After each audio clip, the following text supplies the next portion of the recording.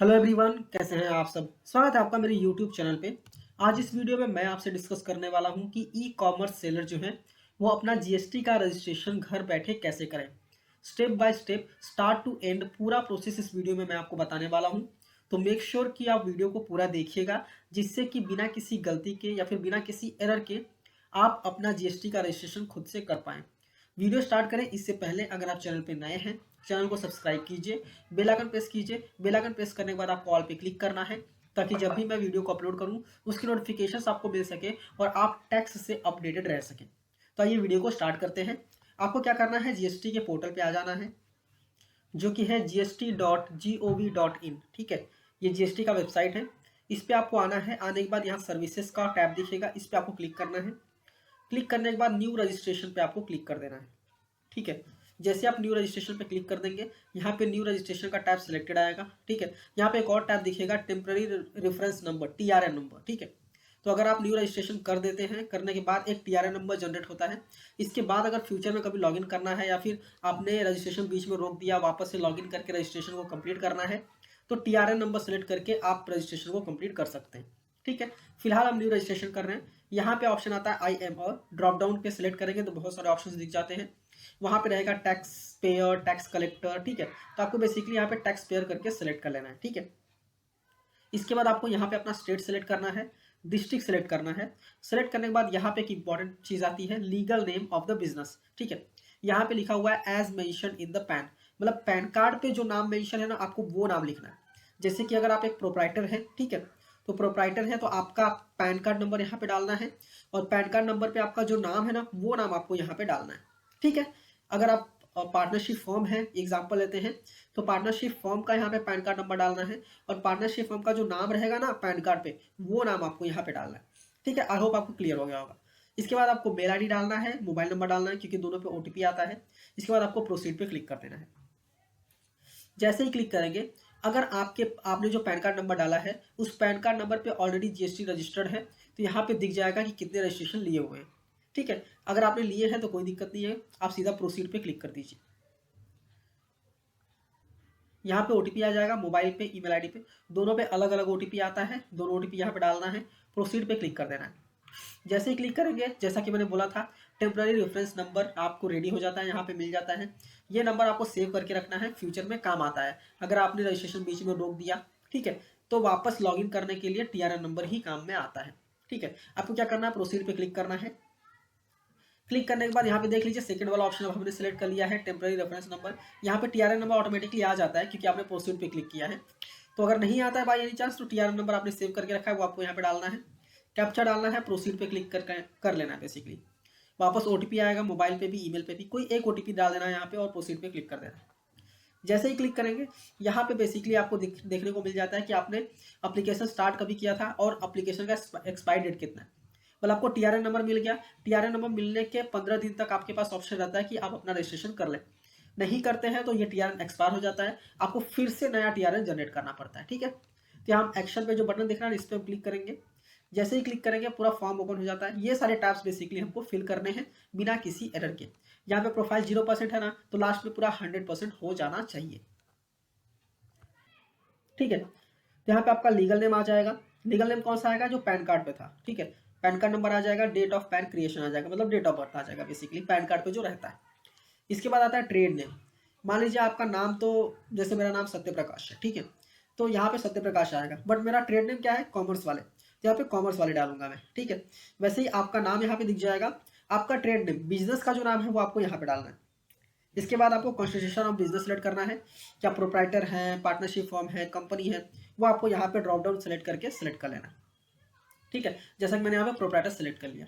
इसके बाद अगर आपका कोई और भी एडिशनल ट्रेड नेम है, तो वो यहाँ पे डाल के आप ऐड कर सकते हैं, कोई दिक्कत नहीं है। ठीक है, इसके बाद आपका स्टेट यहाँ पे आ जाएगा, डिस्ट्रिक्ट आपको सेलेक्ट कर लेना है। ठीक है, कैजुअल टैक्सेबल पर्सन और कंपोजिशन के लिए फिलहाल आपको दिमाग नहीं लगाना, इसको ऐसे ही रहने देना। इसके बाद आता है रीजन टू ऑब्टेन रजिस्ट्रेशन, जिस पे आप जैसे ही क्लिक करेंगे तो आपको बहुत सारे ऑप्शंस मिल जाते हैं। ठीक है, तो आप चेक कर लीजिए कौन सा ऑप्शन आपके लिए सुटेबल है। बट आप यहाँ पे ई कॉमर्स ऑपरेटर के लिए कर रहे हैं, तो यहाँ पे आपको सेलेक्ट कर लेना है selling through e commerce portal. ठीक है, ये वाला ऑप्शन आपको सेलेक्ट कर लेना है। सेलेक्ट करने के बाद यहाँ पे पूछता है कि कमेंसमेंट ऑफ बिजनेस का डेट बताइए, आपकी लाइबिलिटी कभी हुई, वो आप यहाँ पे डेट बताइए, तो आपको डेट यहाँ पे बता देना है। फिर यहाँ पे आता है इंडिकेट एग्जिस्टिंग रजिस्ट्रेशन। जैसा कि आपने देखा होगा कि हम जब रजिस्ट्रेशन कर रहे थे, ठीक है, तो वहाँ पे हमें दिखाया कि 2 रजिस्ट्रेशन ऑलरेडी लिया हुआ है जीएसटी का हमने। तो वो हम टाइप ऑफ रजिस्ट्रेशन में जीएसटी सेलेक्ट करेंगे ड्रॉप डाउन में, ठीक है। ड्रॉप डाउन में यहाँ पे जीएसटी नंबर सेलेक्ट करेंगे।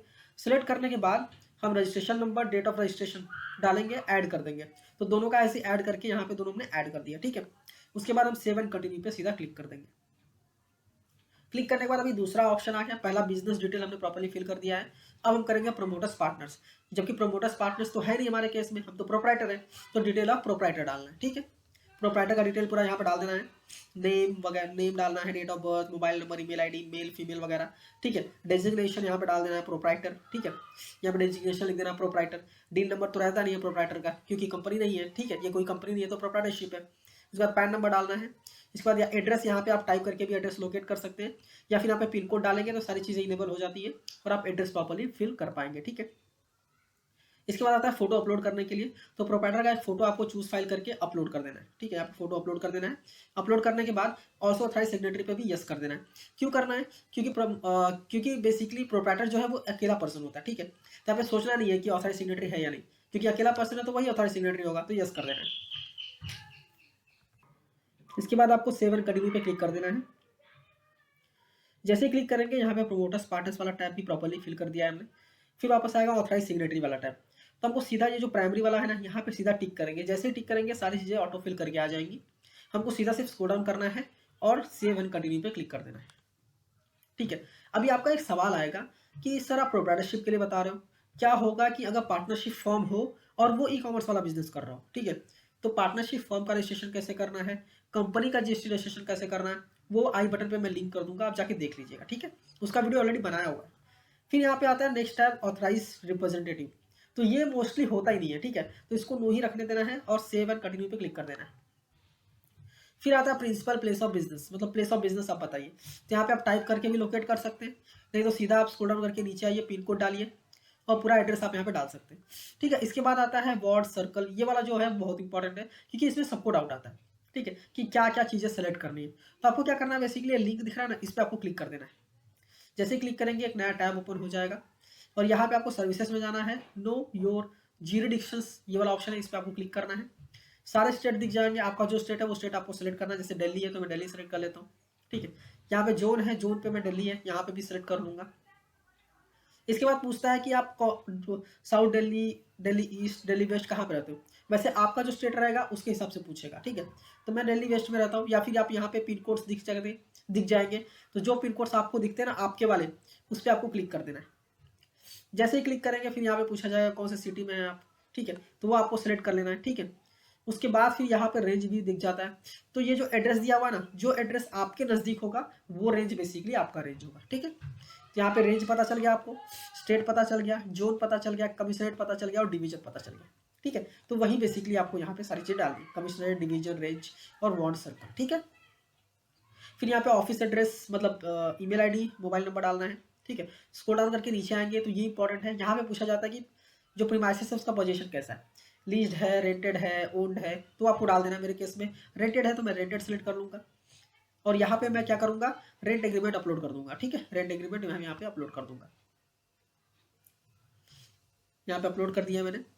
अपलोड करने के बाद फिर पूछता है कि प्रिंसिपल प्लेस ऑफ बिजनेस का प्रूफ क्या है, ठीक है। तो नॉर्मली इलेक्ट्रिसिटी बिल आप अपलोड कर सकते हैं, या फिर रेंट एग्रीमेंट है ही आपके पास, आप वो भी अपलोड कर सकते हैं। ड्रॉप डाउन में आप सेलेक्ट कर लीजिए क्या अपलोड कर रहे हैं आप।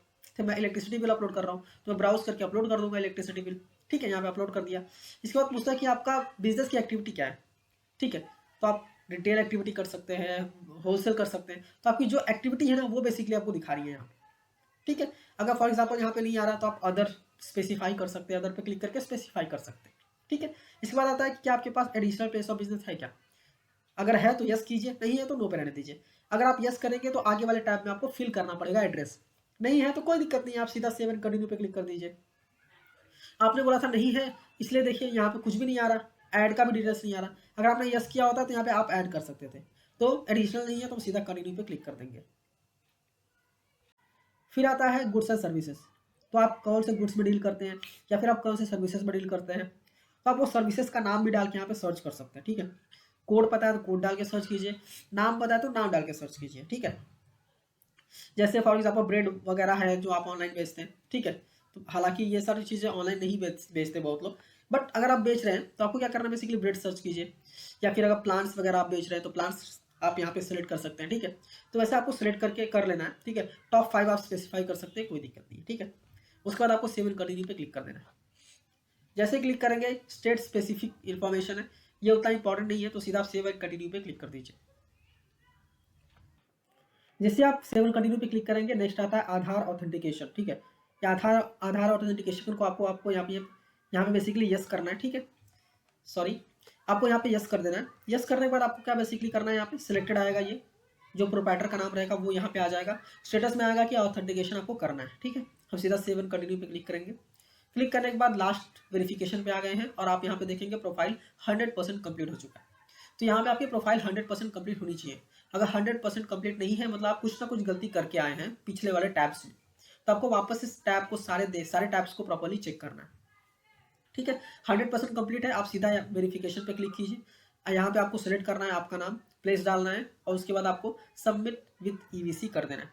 जैसे ही क्लिक करेंगे ओटीपी आएगा, ओटीपी डालिए, वैलिडेट पे क्लिक कर दीजिए और यहाँ पे आपका रजिस्ट्रेशन जो है, ठीक है, वो आपने सबमिट कर दिया है, ठीक है। रजिस्ट्रेशन जो है वो आपने सबमिट कर दिया। सबमिट करने के 15-20 मिनट बाद आपको एक ईमेल आता है और वो ईमेल बोलता है कि आपको आधार ऑथेंटिकेट करना है, ठीक है। हाइपर लिंक बेसिकली रहता है और यहाँ पे बेसिकली आपको क्लिक हियर का ऑप्शन देखने को मिल जाता है, इस पर आपको क्लिक करना है। जैसे क्लिक करेंगे आपके डिटेल्स यहाँ पे दिख जाएंगे, लीगल नेम क्या है, ऑथराइज सिग्नेटरी कौन है, ठीक है, रजिस्टर्ड पर्सन का नाम क्या है, वो सारी चीज़ें आपको यहाँ पे दिख जाएंगी। आपको सीधा कंसेंट पे टिक करना है या आधार यहाँ पे सिलेक्ट करना है, अपना आधार नंबर यहाँ पे डालना है और वैलिडेट आधार नंबर पे क्लिक कर देना। जैसे क्लिक करेंगे एक ओटीपी आएगा, आपका जो मोबाइल नंबर आधार से लिंक होगा उस मोबाइल नंबर पे ओटीपी आएगा, ठीक है। वो ओटीपी आपको यहाँ पे डालना है, वैलिडेट ओटीपी पे आपको क्लिक कर देना है। जैसे क्लिक करेंगे सक्सेसफुल हो गया आपकी केवाईसी, मतलब अब आपने सारी चीज़ें परफेक्टली कर दी।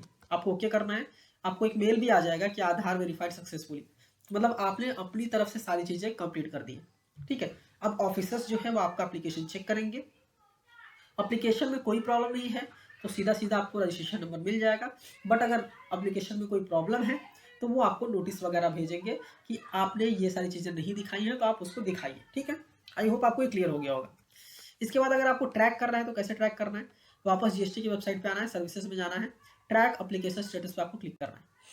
जैसे क्लिक करेंगे एआरएन का ऑप्शन मिलेगा। एआरएन बेसिकली आपको आपके ईमेल आईडी पे मिल जाता है, वो एआरएन नंबर आपको यहाँ पे डालना है और कैप्चा डाल के सर्च करना है, तो आपको रजिस्ट्रेशन का जो स्टेटस है वो आपको देखने को मिल जाएगा। तो आई होप आपको क्लियरली समझ में आ गया होगा कि स्टेप बाय स्टेप हमें कैसे रजिस्ट्रेशन करना है। ये वीडियो अच्छी लगी है तो इस वीडियो को लाइक कीजिए, अपने दोस्तों के साथ जरूर शेयर कीजिए और आप चैनल पे नए हैं, चैनल को सब्सक्राइब करना मत भूलिए। मिलते हैं नेक्स्ट वीडियो में। Thank you for watching and all the best.